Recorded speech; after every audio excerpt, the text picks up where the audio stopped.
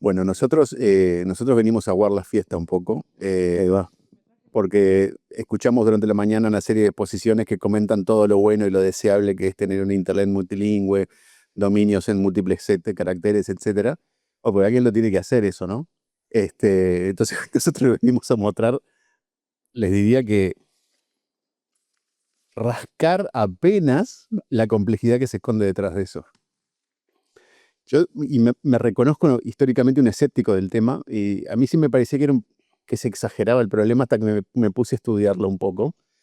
Y es la complejidad que tiene esto es increíble y nosotros la minimizamos porque en realidad nosotros tenemos en el idioma que hablamos cinco, seis y quizás alguno de los más viejos se acuerde del séptimo carácter especial, que son los cinco acentos, la ñ y el diéresis. Eso es lo único que tenemos acá. Y el diéresis, yo creo que mi hijo no sabe lo que es, por ejemplo. Este,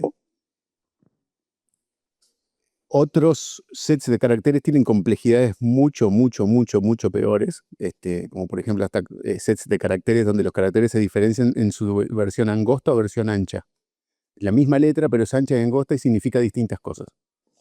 Cada una de esas cosas se tiene que codificar de alguna manera. Entonces, bueno, nosotros hoy, entre esta parte de la mañana y lo de la tarde, les vamos a contar un poco de esa complejidad y mostrarles cómo encarar un poco y hacer algunas cosas con un servidor de correo electrónico y con un dominio.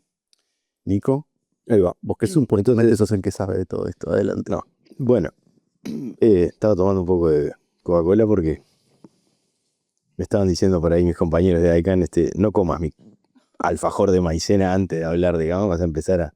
Está complicado. No coman alfajor de maicena antes de hablar. Moraleja de hoy. Bien, como dijo Cristian hoy más temprano, pregunten, interrumpan todo lo que quieran.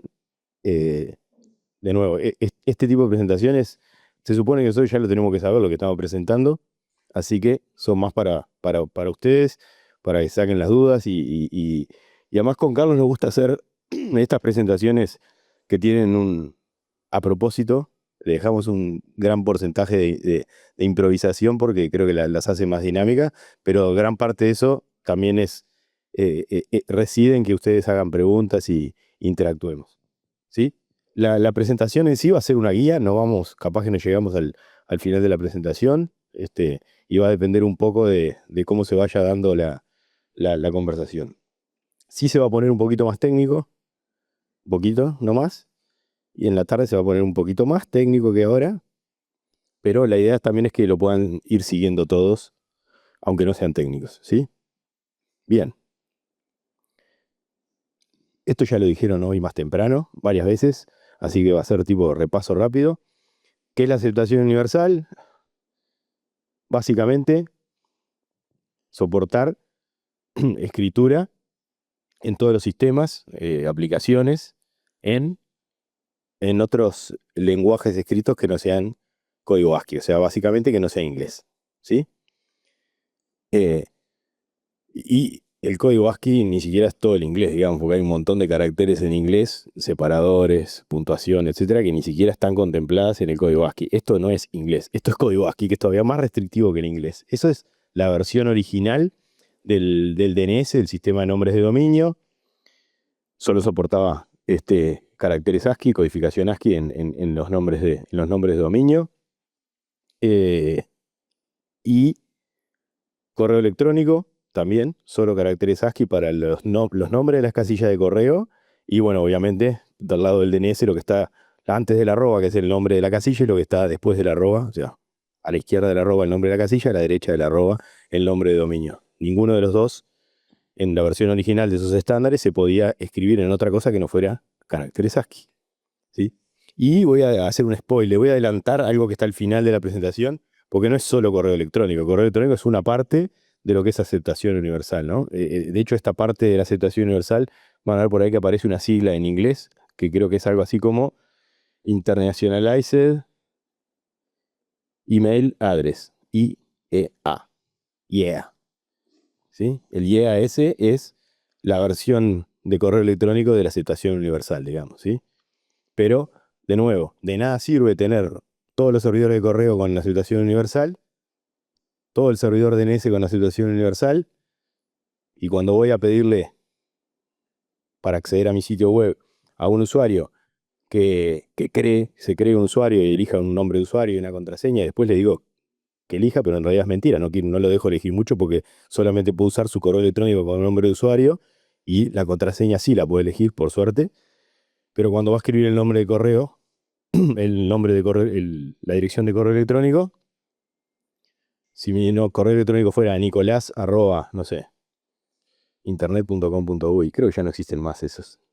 De hecho el mío era nicolás arroba internet.com.uy sin tilde, porque no podía poner tilde. Ahora pongo el tilde, pero cuando voy a la página web no me la acepta, porque el parser, la pieza de software, digamos, que fue utilizada para ver si lo que estoy poniendo ahí es un correo electrónico, cuando ve algo que no es ASCII dice, no, eso no es un correo electrónico. ¿Cómo que no es un correo electrónico? Estás un poquito desactualizado.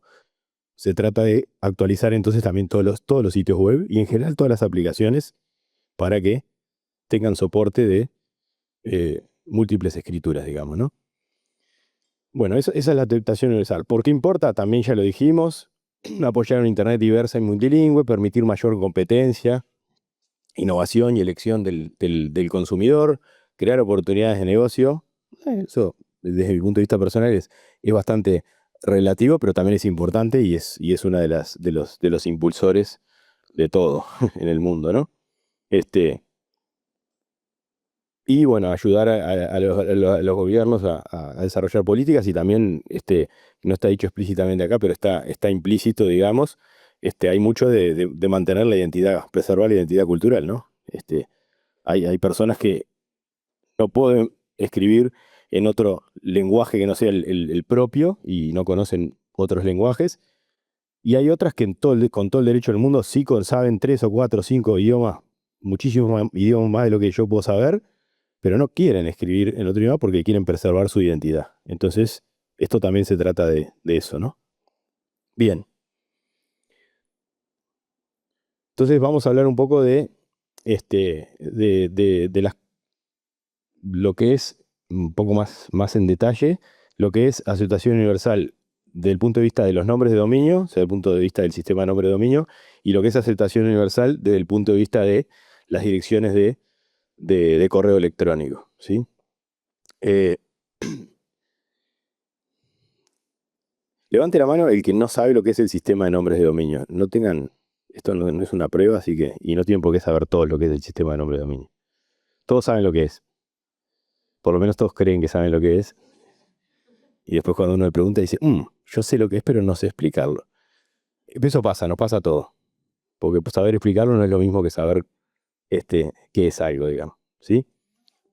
¿Eh? Bueno, se supone que sí, si no, yo estaría, me dirían, pasa por haberes y ahí está.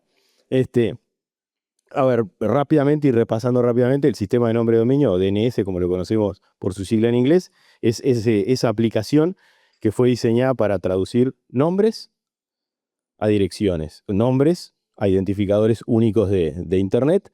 Los identificadores únicos de dispositivos de Internet son las direcciones IP, que no son ni los únicos identificadores, ni tampoco son únicos, pero bueno, es la principal característica que debe tener un dispositivo que se conecte a Internet, es tener una dirección, un identificador que lo diferencie de todo el resto de los dispositivos, y esa es la dirección IP, ¿sí?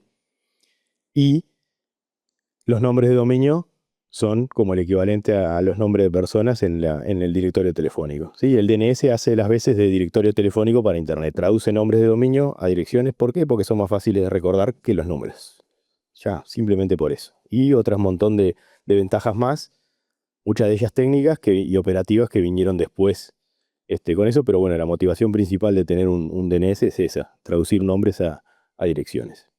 Entonces ahora vamos a hablar un poquito de cómo se hace que un sistema que originalmente traducía nombres que solo se podían escribir en ASCII a algo que puede tener virtualmente cualquier tipo de lenguaje, digamos, codificado de una forma muy especial que ahora Carlos me va a ayudar a tratar de explicar, digamos, ¿no? Pues en UTF-8 es como, puede llevar una semana a entenderlo. Bien. Y hablar un poquito también de cómo se lleva eso al correo electrónico. Entonces, con la aceptación universal, entonces ahora va a ser posible tener, no, ahora no, hace unos cuantos años ya, es posible tener nombres de dominio y dirección de correo electrónico en idiomas, cualquier idioma, ¿sí? Lo que hay que hacer es crear como el diccionario, digamos, ¿sí? La codificación para poder soportar eso. ¿Querés que ahora o te corto el mombo? Si dale. Dale. Bueno, el problema es el siguiente. Todos escucharon, no digo que sepan lo que es, ¿escucharon hablar de UTF-8 alguna vez? ¿Nadie? ¿O sí? Vos también, te estoy mirando. Bueno, el tema es así. ASCII, ¿saben lo que es? ¿O les suena? Les suena más seguramente. Bueno, en definitiva, cualquier sistema de comunicación digital que se conecta, digamos, que se comunica con ceros y unos, y no me estoy refiriendo necesariamente a computadoras, de hecho el ASCII proviene del Telex, ¿sí? El origen del ASCII viene del Telex en la década del 60, 70, 50, es una forma de representar caracteres en información digital. La primera versión de ASCII eran 7 bits, ni siquiera eran 8. ¿Por qué 7? Porque ni siquiera existía mucho el concepto de que 8 era un tamaño razonable para una computadora digital, y en esa época cada bit, no cada byte, cada bit valía un montón de plata. Transmitir un bit apropiadamente a lo largo de una distancia larga costaba un montón de plata. Entonces, un organismo en Estados Unidos, creo que era el antecesor de la FCC de alguna forma, dijo, bueno, hace falta una forma estándar de representar caracteres para poderlos mandar por telex. Y se decidieron en 7 bits porque en 7 bits, en 128 combinaciones, dijeron, acá podemos codificar todo lo que nos hace falta para lograr una comunicación inteligible. Nico dijo una cosa muy bien, que la gente asuma que ASCII es para representar inglés, y no es así. ASCII es para representar el mínimo subconjunto de inglés que permite transmitir algo que más o menos se entienda. Si ustedes buscan en Google, por ejemplo, imágenes de telegramas viejos, en inglés incluso, van a ver que ni siquiera se transmitían todos los caracteres. Muchas veces se ahorraban las vocales. En las palabras donde se entendía igual se ahorraban las vocales. Cada letra costaba un montón de plata. Entonces, bueno, ese bit que no es que se lo sacaron, nunca se les ocurrió ni siquiera ponerlo. Dijeron, ¿cuánto es lo mínimo, mínimo, mínimo que precisamos? 7. Porque aparte de los caracteres, mayúsculas, minúsculas, números, puntuación, iba determinadas secuencias de control. O sea, iba todo. O sea, en realidad había una tira de bits que se transmitía, y ahí tenía que ir todo, incluso la información de control, dónde empieza el mensaje, dónde se acaba el mensaje, etc. Bien. Con el advenimiento de las computadoras digitales, hubo un periodo de transición donde la gente no se ponía muy de acuerdo cuál era la agrupación de bits que era razonable. Hubieron arquitecturas muy raras de 13 bits, de 17, 36, cosas por el estilo. Y en algún momento medio que la gente llegó a la conclusión de que 8 era un buen número. Entonces ahí aparece el concepto de byte. Recién ahí aparece el concepto de byte. Corren algunos años y la gente dice, bueno, el ASCII que venimos usando, pero lo venimos usando porque es lo único que había, ¿no lo podríamos extender a 8 bits y usar ese bit que no estamos usando para algo? Bueno, y ahí surge lo que seguramente ya el ASCII que todos ustedes conocieron, que es un poco más rico que el ASCII original. Ahora bien, siguen pasando años y se empieza a popularizar la computación personal, viene el Windows. Y en el Windows dice Microsoft, estaría bueno poder hacer esto multilenguaje, porque tenemos clientes en todas partes del mundo, pero no hay cómo representar esos caracteres. Y entonces inventaron un hack, literalmente un hack, con el cual venimos sufriendo hasta ahora en determinadas aplicaciones, que eran lo que llamaban los Windows Code Pages, ¿sí? Entonces, ellos lo que hacían era mantenían los 7 bits del ASCII como si fueran ASCII. Pero dependiendo de no me acuerdo qué valor, los siguientes 128, o sea, los 128 que ganaste agregando un bit, lo usaban para representar caracteres en otros idiomas. Entonces, por ejemplo, en castellano y otros idiomas latinos, eran creo que el CP1259, una cosa así. Pero si te ibas a Rusia ya era otro. Y en China era otro, etcétera, etcétera. Y a su vez esos 128 que ganabas no te daban para representar idiomas, por ejemplo, con el chino, que tenés un montón de símbolos más. Claramente es un problema eso, y ahí vino también un esfuerzo de estandarización que fue lo que derivó en algo que se llama Unicode, que está nombrado por ahí creo que en el slide anterior. El Unicode es seguir extendiendo esa idea, representar caracteres o ya cosas más genéricas como emojis, por ejemplo, figuritas. Eso tengo mi opinión muy, muy personal acerca de la necesidad de eso. Pero bueno, seguir representando esas cosas como ya no como un byte, porque no te alcanza con un byte, sino con secuencias de byte. Pero siempre manteniendo ese criterio de eficiencia que les nombraba antes. Entonces, en vez de simplemente ir, es decir, una aproximación simplista sería, bueno, si con un byte no me alcanzó, le pongo 2, o le pongo 3, o le pongo 4. El tema es que si yo cada carácter que voy a usar va a usar 4 bytes, efectivamente las cosas se me vuelven gigantescas de golpe. Puede ser más o menos un problema ahora eso, pero lo que pasa es que cuando se empezó a pensar en Unicode, efectivamente el almacenamiento todavía era una de las cosas caras y el costo de transmisión también. El costo de transmisión, el costo del costo de transmisión se está volviendo a volver un tema, ahora les cuento después. El tema es el siguiente. Entonces la gente esta de Unicode dijo, bueno, ¿cuánto es el espacio que precisamos para representar todo? Es decir, todos los caracteres de todos los idiomas conocidos, más el emoji de carita sonriente y el emoji del mate y qué sé yo, y llegaron a un número que no sé cómo llegaron, pero es un número medio raro. Es 1.111.000 no sé cuánto, que en realidad en hexa queda escrito 10 FFFF. Ese es el máximo, ¿no? Entonces, bueno, ahí ustedes se la pueden bajar, la base de datos Unicode, en cual están todos los mapeos de esas cosas. Leer algunas partes de eso es re interesante porque cada carácter viene con lo que se llama su code point, que es el número que lo representa. Una descripción en texto, por ejemplo, la ñ dice Latin N with tilde. Esa es la descripción que tiene en inglés para la ñ. Y así de todas. De todas. Ahí es cuando me enteré de eso, que hay caracteres anchos y angostos en algunos scripts y quieren decir cosas distintas. O sea, el mismo carácter ancho y angosto quiere decir cosas distintas. Entonces, sumado a eso, una vez que tenemos esos caracteres representados, aparece la necesidad de transmitirlos a través de un canal de comunicación. La aproximación simplista sería cuántos bits necesito para representar ese número raro de 1.000.000 no sé cuánto, y más o menos te alcanza y va a estar bien, tienes que precisar 4 bytes. Como eso es súper ineficiente, se crea el concepto de lo que llaman las reglas de codificación, que es cómo representar ese número de 32 bits de la forma más eficiente posible en bytes para transmitir y para almacenar. Y ahí es donde aparecen las UTFs. Hay varias UTFs. Unicode Transform Format. Ahí está, UTF. Uniform Transform Format. Entonces hay la más común, que es la que se usa en DNS, en el correo electrónico, es UTF-8. ¿Sí?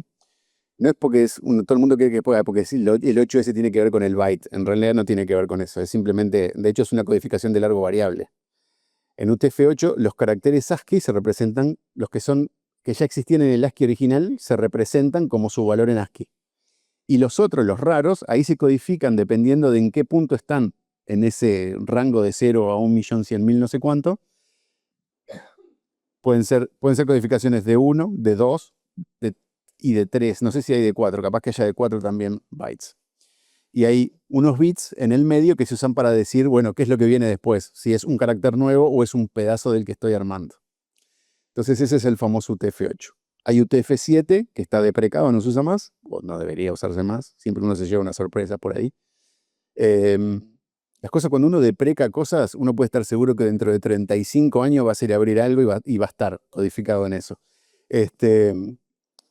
Y el que sí se usa en algunas aplicaciones es una cosa que se llama UTF-32, que es una codificación muy simplista, que es eso, es decir, agarrar cada carácter representando 4 bytes y chau. La ventaja de eso, los que alguna vez lucharon con programar, digamos, saben que procesar cosas de largo fijo es en general mucho más fácil que procesar cosas de largo variable. Entonces, en determinadas aplicaciones se prefiere el UTF-32. Así que bueno, este es el primer, ¿cómo decirle? El primer secreto oscuro de todo esto que les vengo a contar. Ahí está. Y para continuar un poco con lo que venía diciendo Carlos, me gustó lo de los emojis, es un ejemplo muy, muy bueno para los que conocen más, están más acostumbrados a ustedes saben que en muchas aplicaciones, digamos, para poner una carita riéndose, ¿sí? Pueden escribir, no sé, 2 puntos, no sé, LOL, y eso quiere decir laughing out loud o riéndose mucho, digamos, y 2 puntos de nuevo, ¿no? O sea, lo ponen entre dos puntos y lo que está en el medio, la aplicación lo interpreta como, esto lo tengo que codificar, es una codificación, no es que quiera transmitir 2 puntos, L o L, 2 puntos, que no significa nada, sino que es una carita sonriendo, te lo sustituye por una carita sonriendo. En el DNS es igual, digamos. a través del UTF-8, ¿sí? Y de una codificación que para el DNS, para el tema de aceptación universal, se llama Punycode, ¿sí? Se escribe utilizando caracteres ASCII, algo que después las aplicaciones y los sistemas lo interpretan como lo que debe ser, que es un carácter internacionalizado. Internacionalizado quiere decir en cualquier cosa que no sea ASCII, digamos, ¿sí? Ahora que estoy pensando es un poco como, no importa, internacionalizado cuando no es ASCII. Es como bueno, en Montevideo cuando decimos voy al interior, ¿no? Y de repente voy a Piriápolis. Piriápolis no hay nada más afuera que Piriápolis porque está sobre la costa, pero para nosotros es el interior, ¿no? Bueno, esto es igual. Internacionalizado quiere decir que no es ASCII. Está bien, ponele. Bueno, entonces, y así se codifica en el DNS y así se codifica en el correo electrónico. Y es un poco también lo que hace el formato MIME ese, que permite hasta agarrar una imagen y convertirla en texto y transmitirla como texto y que después del otro lado se reconstruya y sea una imagen, digamos, ¿no? Entonces, para mandar una imagencita así, genero 57 hojas de MIME, de texto, y después eso otra vez en forma absolutamente ineficiente, a menos que lo comprima, lo vuelvo a traducir a la imagen.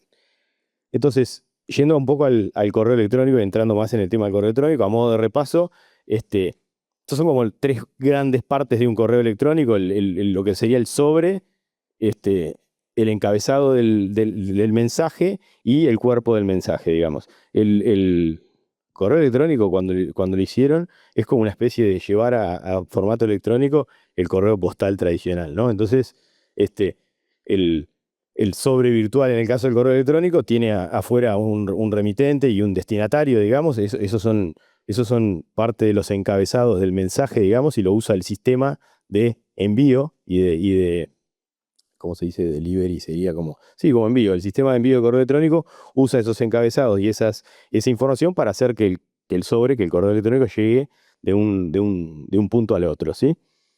Eh, por ejemplo, de un cliente de correo electrónico donde yo redacto un correo electrónico a la casilla de correo del destinatario, pasando por un montón de servidores y dispositivos en el medio. Y el cuerpo del mensaje es lo que va dentro del sobre, ¿sí?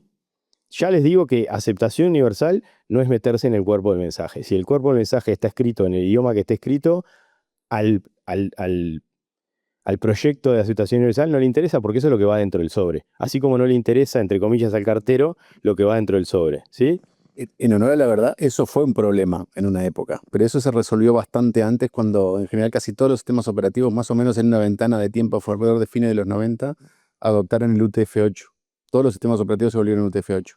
Entonces lo que va dentro del mail o de un Word o archivo de texto incluso, dejó de ser un problema. Siguió siendo un problema durante mucho tiempo los nombres de archivo, por ejemplo, y bueno, y esto que sigue siendo un problema hasta ahora.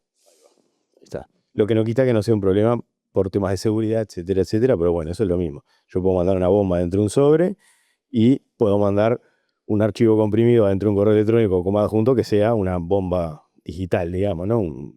Algún tipo de ataque, virus, troyano. Hoy en día tenés una familia interminable de daños que se pueden hacer con un correo electrónico, ¿no?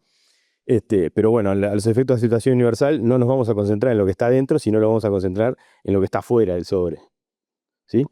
Bien.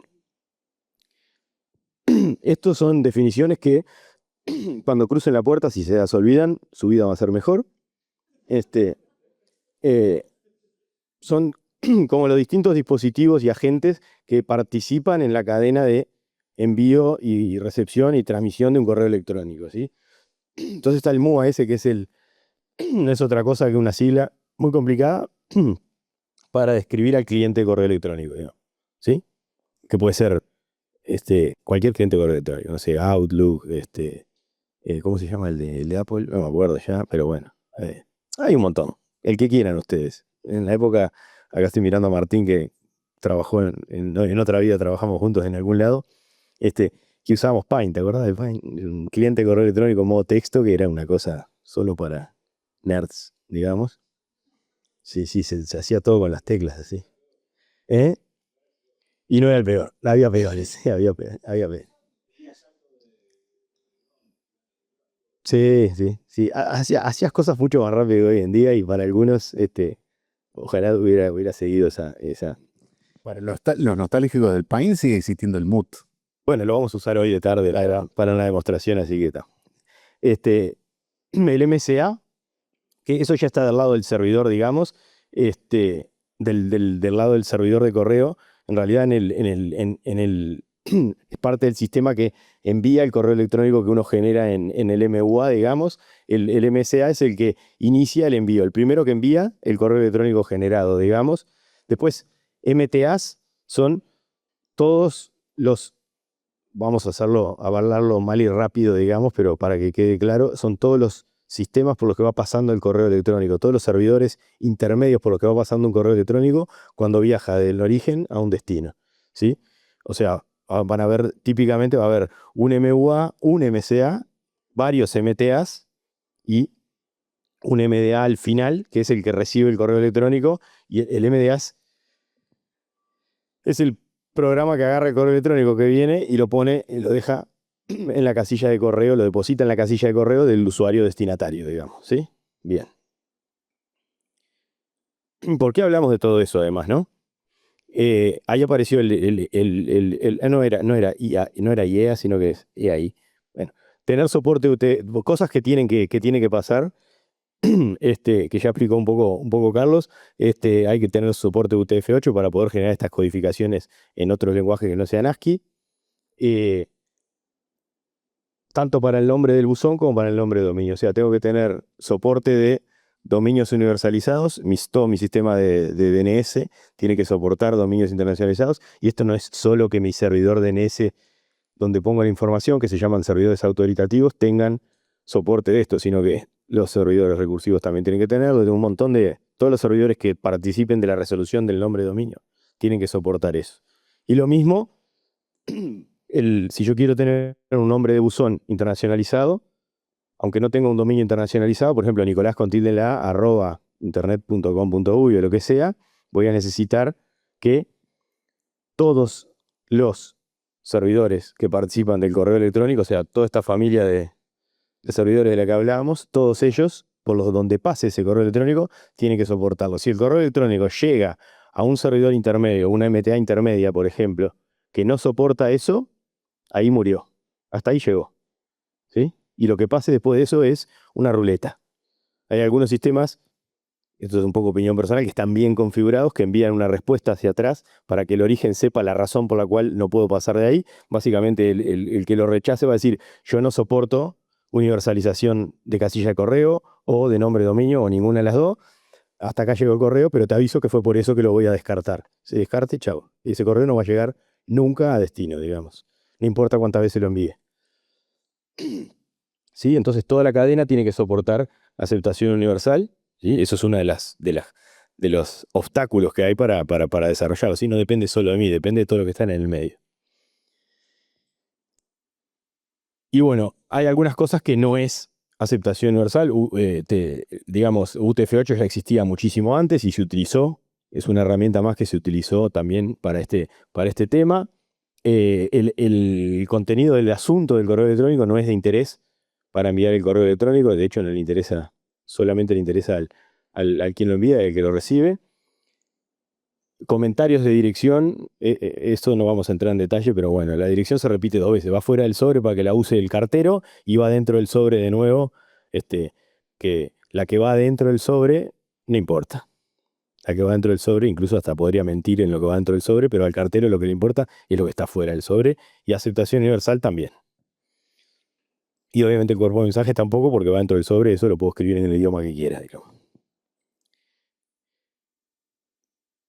Y bueno, para la universalización de todo eso que no es exactamente aceptación universal, ya existe MIME que combinado con el UTF-8 te permite representar casi cualquier cosa, por ejemplo, en el cuerpo de un mensaje de correo electrónico, incluso una imagen, un documento de un procesador de texto, una presentación PowerPoint, un PDF, cualquier cosa. Bien. Entonces, yendo un poco más al detalle y a la configuración, pues ya estamos casi que sobre la hora, pero vamos a 5 minutos más. Algunos requisitos, a esto la presentación se la dejamos pues para que los que son más técnicos los más curiosos lo tengan detallado. Esto es como algunas cuestiones que hay que tener en cuenta cuando yo estoy configurando aceptación universal o cuando quiero dar soporte de aceptación universal. Bueno, ahí es como una recetita, hay que normalizar la cadena Unicode antes de procesarla, UTF-8,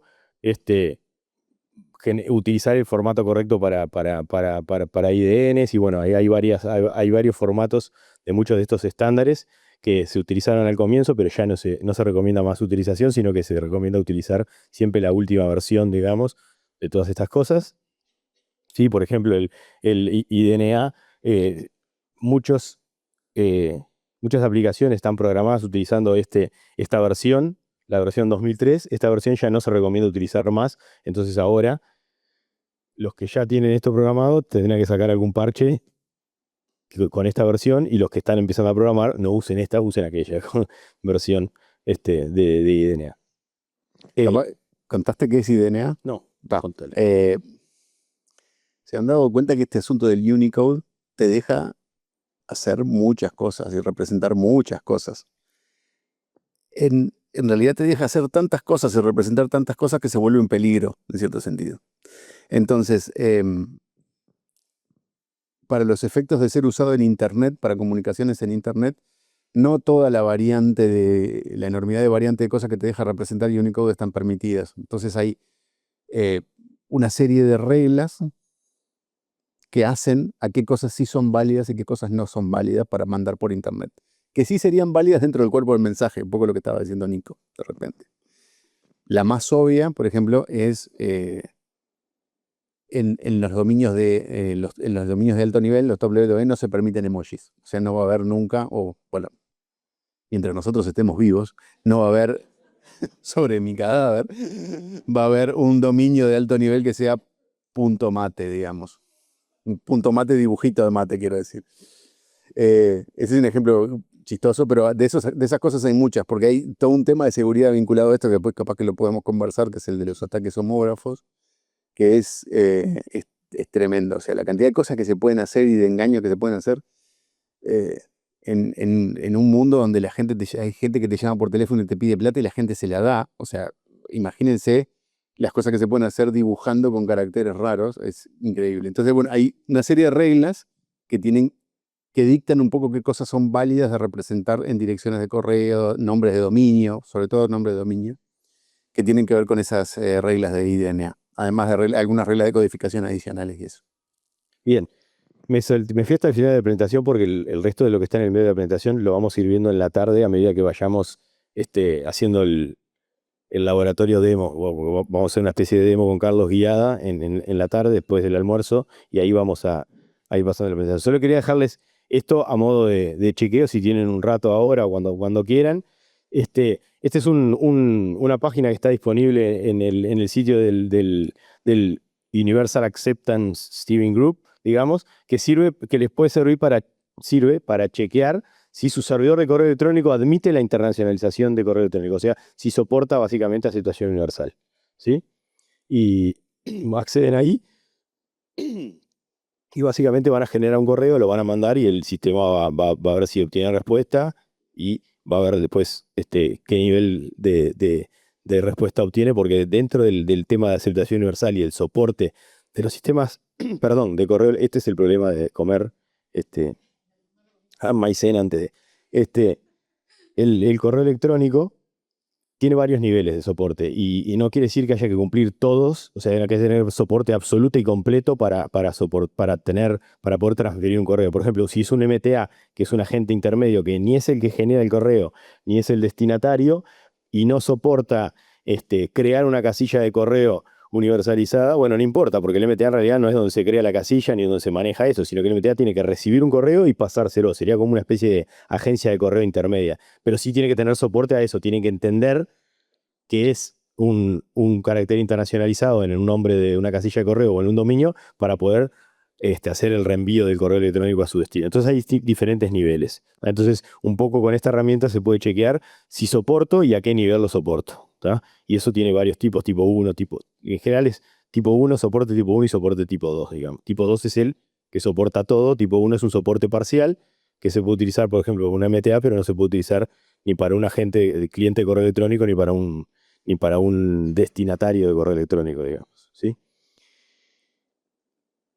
Y bueno, esto ya lo hablamos un poco al principio. Más allá del correo electrónico, la idea es que como invitarnos a todos a eso, a revisar no solo la parte del software en sí, sino a nivel de aplicaciones, a nivel de interfaces web de usuarios, si estamos o no estamos soportando la aceptación universal. De hecho, no basta solo con el software, porque si nos olvidamos de todos los formularios, por ejemplo, para crear una casilla de correo, si la interfaz hoy en día hay, por ejemplo, todos los servidores de DNS que se utilizan hoy en día, autoritativos y recursivos, en todas sus versiones, en todos sus sabores, digamos, de cualquier fabricante, en las versiones desde hace, no sé, 5 años a la fecha, soportan universalización de los nombres de dominio. Se sorprenderían de la cantidad súper reducida de registradores, ¿sí?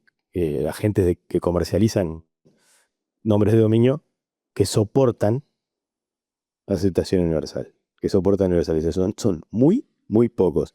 Todos sus sistemas de DNS ya lo soportan. Lo que no lo soporta es la interfaz web. Ni los sistemas de facturación, ni los sistemas de procesamiento. Entonces también hay que hacer una inversión en eso, que creo que es la más grande, porque el resto es actualizar el software y ya está, ¿no? Por supuesto que, como todo, decirles una cosa, hacerles otra, hay que formar a la gente, hay que capacitar a los grupos de operaciones, etcétera, etcétera. ¿No? Pero un poco la idea de estas reuniones también es eso, ¿no? Es por lo menos dar el puntapié inicial para que ustedes empiecen a explorar esto. Bueno, hasta acá por ahora. Bueno, muchas gracias Carlos y Nicolás. No les dije, pero Carlos y Nicolás obviamente son miembros del capítulo, miembros fundadores, y bueno, Carlos fue el presidente de ISOC Uruguay también, cosa que me olvidé de comentar, pero bueno, todos los conocemos y la verdad que les dije que eran un buen dúo haciendo presentaciones. Bueno, ahora siguiendo con este tema, hablando del tema de los emojis que comentaste, Carlos, en la CSNCO en ICANN hay varios grupos de discusión acerca de la inclusión de los emojis. Tentador, o sea, abre Sí. un montón de posibilidades de negocio, Muchas. no muy genuinos, pero bueno, negocios al fin. Pero sí, seguro que es un tema de discusión, pero también genera todo un mundo de problemas gigantescos. Sí, estaba justamente los a favor, los en contra, varias discusiones al respecto, muy interesantes. Bueno.